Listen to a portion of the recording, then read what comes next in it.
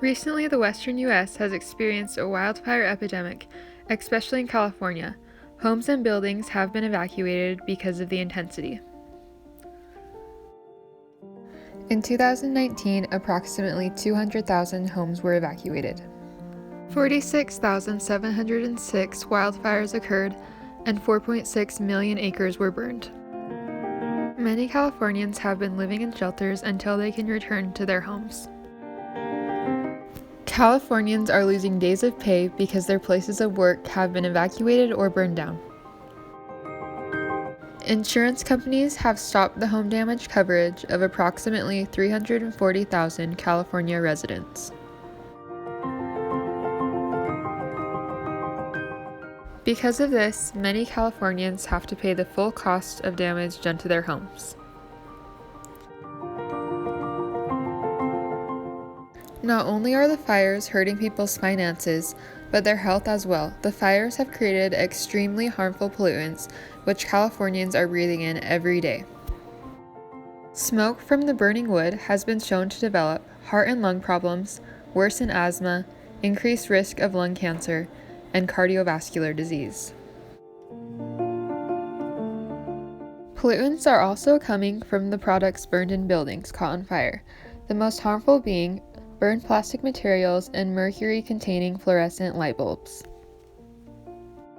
The burned light bulbs are the most detrimental to people's health because mercury poisoning leads to impairment of speech, hearing, walking, and vision.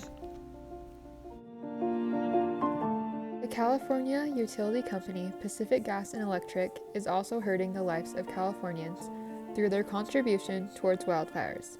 For many years, they ignored many of their faulty power lines, creating deadly fires. One of PG&E's faulty power lines created one of the biggest fires in California's history, killing 85 people and ruining 14,000 buildings. In response to the fires they ignited, PG&E shut down the power of approximately 150,000 California residents. The shutoffs have hurt businesses by causing them to shut down,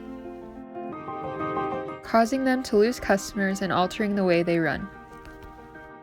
Those who are in need of help can't contact those they need without electricity, especially the elderly community. One man died because he didn't have electricity for his oxygen tank. Hospitals are running low on generator fuel. Because of the gas shutoffs, Californians are living without heat, and some are obtaining it from their cars.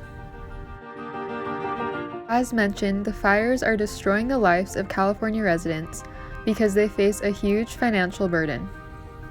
People are facing the full costs of damage done to their homes, losing days of pay. Business profits are decreasing because of the adaptations they must make to the fires and power shutoffs. And people face the huge medical bills that come with injuries and illnesses related to the fires. These factors combined could ultimately lead to the financial ruin of many California residents.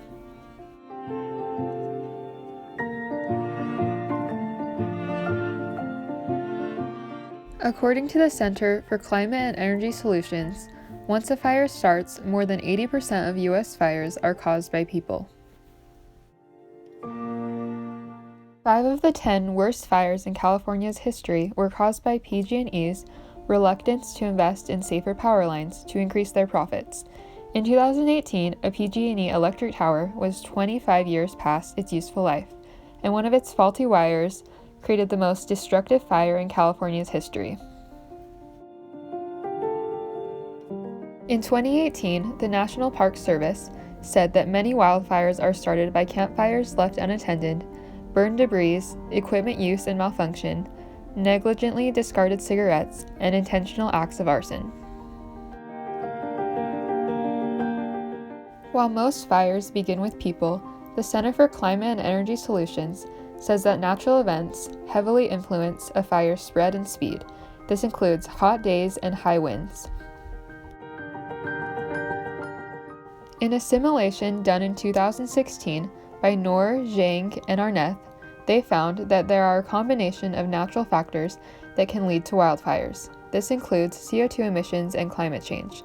CO2 emissions are increasing Earth's temperatures and allowing fires to spread easier during hot and dry conditions. Population density also affected wildfires. When the population grew, wildfires grew. Every forest has a varying ability to carry a fire. When fires had drier trees and were close together, they carried a fire easier. Healthy forest vegetation led to increased fires. The drier the forest, the easier it is to carry a fire, and the faster the fire spread. Dry season has also been shown to increase wildfire activity.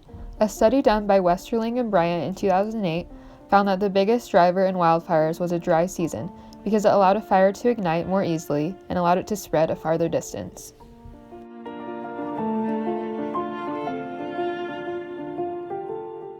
Preventative efforts should be taken by governments, utility companies, homeowners associations, insurance companies, and individuals to decrease wildfires and their effects.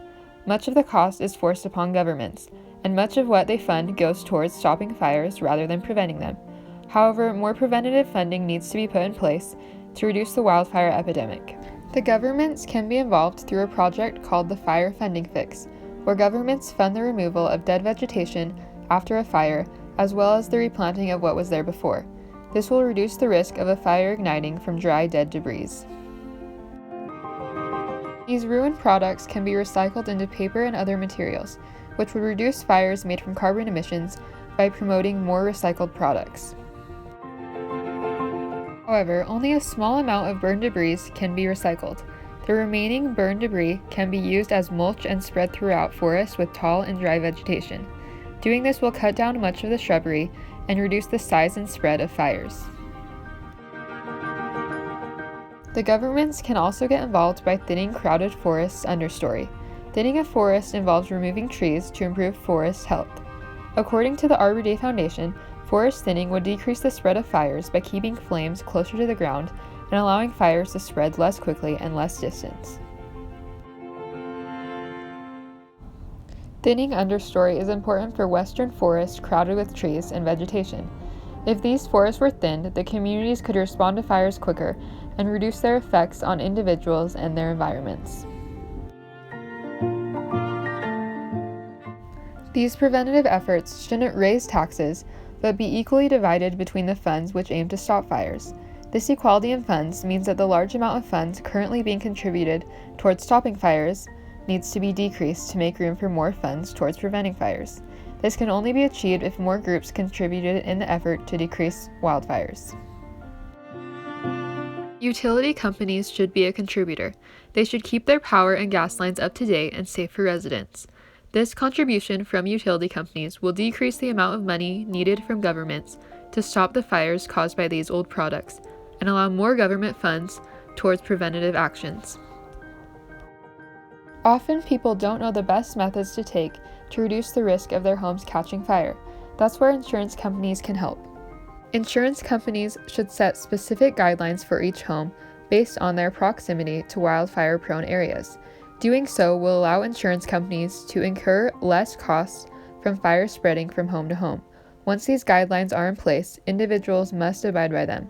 Homeowners are responsible for putting these actions into place, but insurance companies should educate each home on the best things to do to reduce their risk. Once individuals know what they should do to protect their homes, they might not get around to it because of the costs of implementing these guidelines or not considering wildfires a threat.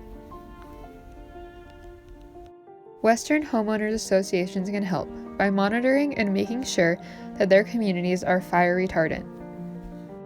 HOAs can do this by educating those living in their neighborhoods on the negative effects of fires and how easily a fire can spread through Western homes.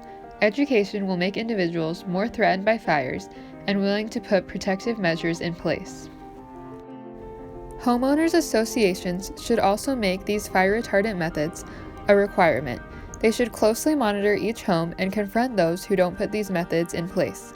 In doing so, those living in fire-prone communities will be more motivated to keep their homes fire retardant.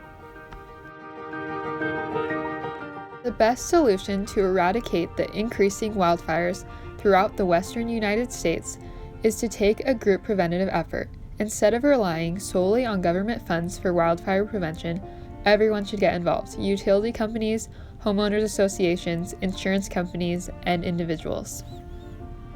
These combined actions will create more forested lands, safer homes and families, cleaner air, and more savings.